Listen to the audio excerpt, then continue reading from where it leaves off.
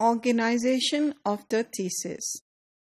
Now we are discussing the introduction chapter of your thesis.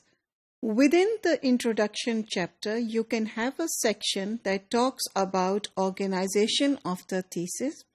You can also do it without a heading, लेकिन अच्छा है कि अगर आप वो heading दे दें, क्योंकि आपका काम ये है कि you must keep in mind who your audience is and how easily that person can read your thesis. So it is very important to think about what are the ways through which you can allow your reader to navigate through your research work.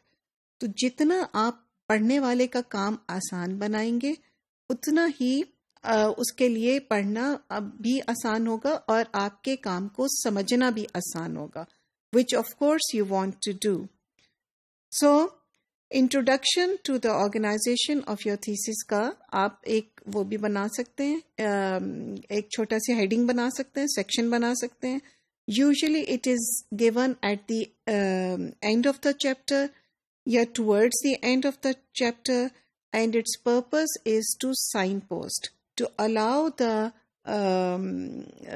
examiner to see कि आपने अपना thesis किस तरीके से organize किया है और कौन सी इंफॉर्मेशन वो कहाँ पे ढूंढ सकता है या ढूंढ सकती है. फॉर इंस्टेंस एक एग्जाम्पल आपके सामने आपको नजर आ रही होगी. This talks about, this appeared in a different section. It says the thesis is divided into 7 chapters और the first introduces the context and concern of the study and clarifies key constructs that are operationalised.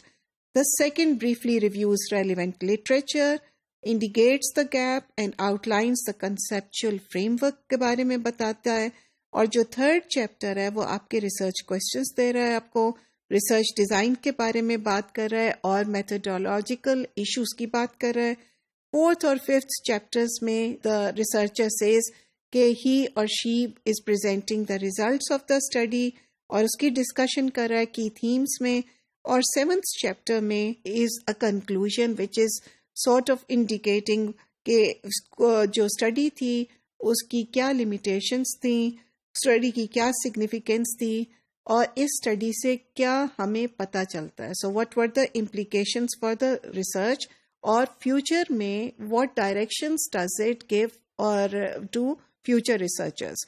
तो आगे अगर research की जाए तो उसके अंदर क्या चीज़ शामिल की जाती है. This is again an important aspect that you must put in the conclusion of your thesis. अब आपने देखा कि इसको पढ़ के आपको बड़ा क्लियरली पता चल गया कि आपको क्या चीज़ कहाँ पे मिलेगी. For instance if you are only guessing कि रिसर्च के क्वेश्चंस कहाँ पे हैं, तो आपको इमीडिएटली पता है कि यहाँ पे इस रिसर्चर ने रिसर्च क्वेश्चंस जो हैं वो मेथोडोलॉजी के चैप्टर में दिए हैं. ख्याल रखिए there are no hard and fast rules where to put some things. बस ये देखते हैं कि कौन से तरीके से चीज़ प्रेजेंट की जाए कि वो ज़्यादा परसुएसिव हो और बहुत क्लियरली उठ के सामने आए. सो कई लोग रिसर्च क्वेश्चंस जो हैं वो एम्स एंड ऑब्जेक्टिव्स के बाद रिसर्च क्वेश्चंस की हेडिंग दे के इंट्रोडक्शन में भी देते हैं. कई लोग रिसर्च क्वेश्चंस लिटरेचर रिव्यू का में इंडिकेट करके गैप उसमें भी देते हैं. तो ये एक चीज़ लिखने से आपके रिव्यूअर को पता चल जाता है आसानी से कि कौन सी चीज़ या किस चीज़ को वो कहाँ पे ढूंढ सकता है या ढूंढ सकती हैं. अब इस डिस्कशन में तो हमें कोई बहुत ज़्यादा डिटेल्स नज़र नहीं आई क्योंकि मास्टर्स के थीसिस में ख़ास तौर पे there is very little space, इसलिए कि वर्ड लिमिट जो होती है वो ऑब्जर्व करना कई दफ़ा बड़ी मुश्किल हो जाती है. तो आपको ख़ास तौर पे देखना होता है कि आप उसको एक्सीड ना करें.